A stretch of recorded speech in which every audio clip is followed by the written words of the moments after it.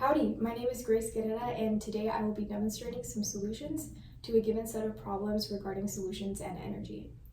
So to answer the first question regarding enthalpy, when we have a lattice structure with sodium chloride, whenever we apply heat or energy to break this lattice structure, this is known as our lattice energy. And this is essentially breaking 1 mole of ions. So when we break this lattice structure into chlorine and sodium ions, water molecules surround the ions in hydration shells, and this actually occurs with the ion dipole forces. So the ion dipole interactions between the ions and the water molecules are actually stronger than the forces between the water molecules themselves at hydrogen bonding and the forces between the sodium and chlorine ions in the lattice structure. So our delta H lattice is plus 778 kilojoules per mole. And our hydration, when they come together, the ions and the water molecules, through the ion dipole interactions, this is negative 774 kilojoules per mole. So when we add the two energies together, we get to an overall enthalpy of solution to be plus 4 kilojoules per mole, which is an endothermic process. So to answer question 2, when we apply this heat or energy to our lattice structure, our lattice energy to break this lattice structure into sodium and chlorine ions, this actually increases the number of particle interactions, so freedom of motion and kinetic energy as well. So we can actually think of this in terms of microstates. So microstates, I know it might be a little bit hard to see up here, but this is combination 1, 2, 3, and 4. And we can see, for example, particle 1, which is this red color, occurs once in combination 1, twice in combination 4, but does not occur in combination 2 and 3.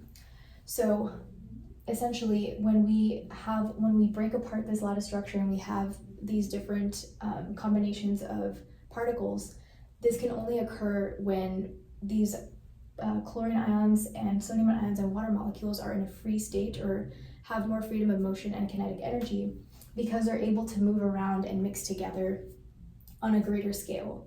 So again, we can also confirm that when heat is applied, entropy increases.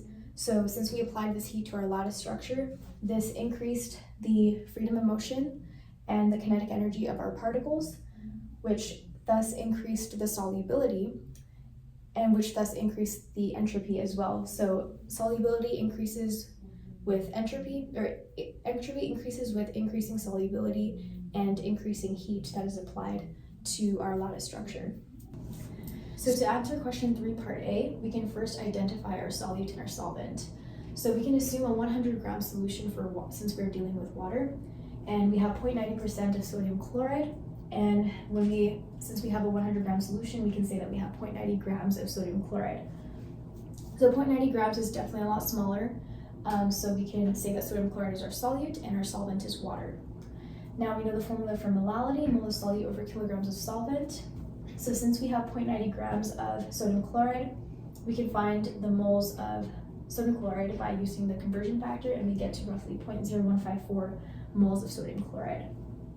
So that would be like our step 1, to find the moles of solute. Now for step 2, finding the kilograms of solvent, we have to subtract the 0.90 grams of sodium chloride from 100 grams. So this is actually a very key step. You don't want to use 100 grams for your solution, because we have to account for that 0.90 grams was our sodium chloride. That was our solute in the solution. So our solution is our solute and solvent. So we don't want to just use this as our solvent.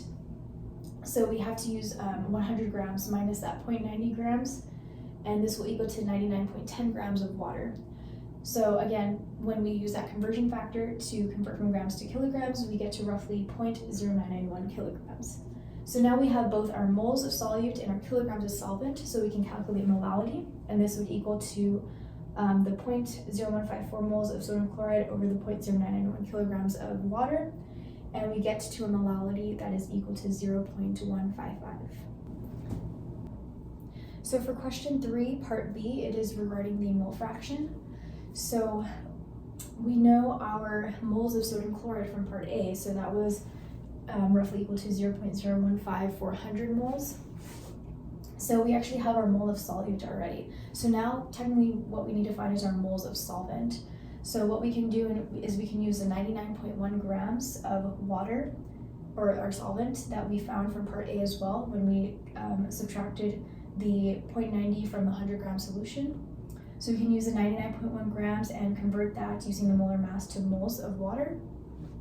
And from there, we would use the formula of mole fraction, which is the mole of solute over the mole of solute plus the mole of solvent.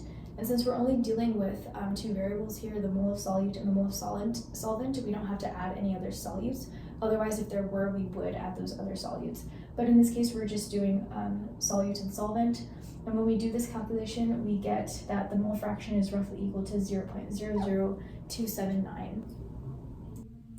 So to answer question 3, part C, we know our formula for molarity, which is mole of solute over liters of solution. And we're given our density, which is 1.004 grams per milliliter. However, the formula for molarity uses liters of solution. So we can use our density to convert the milliliters to liters.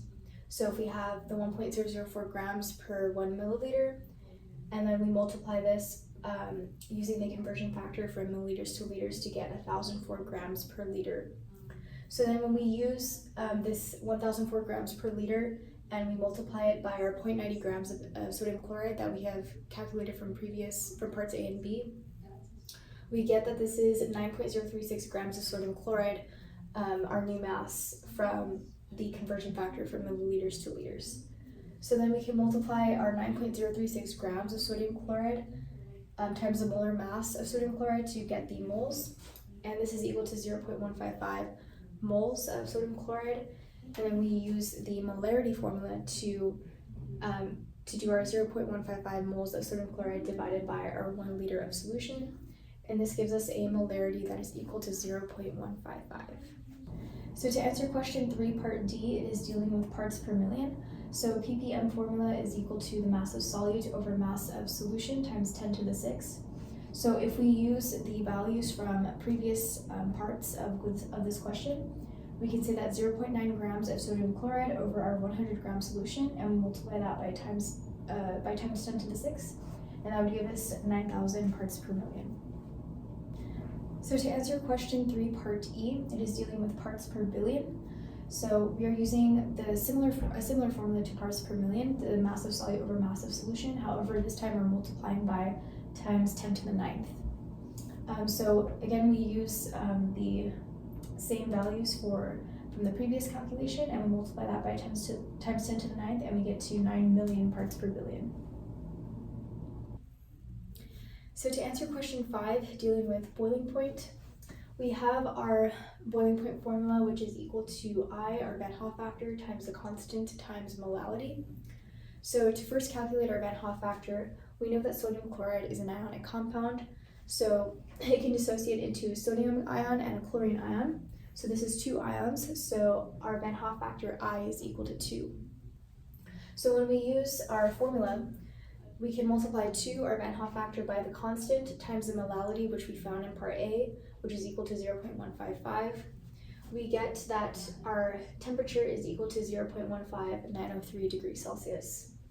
So to calculate the boiling point, we can add 100 degrees Celsius, because we are dealing with water, to this temperature that we had calculated from our formula to get 100.16 degrees Celsius. So our boiling point of solution is equal to 100.16 degrees Celsius. So to answer question 6, dealing with the freezing point of solution, we have a similar formula or equation to the boiling point, only this time we are using the constant for freezing point. And we know our Van Hoff factor from question 5. So our Van Hoff factor is equal to 2. So when we use the formula or the equation, this is 2 times our constant times the molality, 0.155, and we get a temperature equal to 0.5766 degrees Celsius. So when we use 0 degrees Celsius, because we're dealing with water, we subtract 0.5766 from 0 to get negative 0.5766 degrees Celsius. So our freezing point of the solution is equal to 0.58 degrees Celsius. Thank you for watching this video, and I hope to see you in the next one.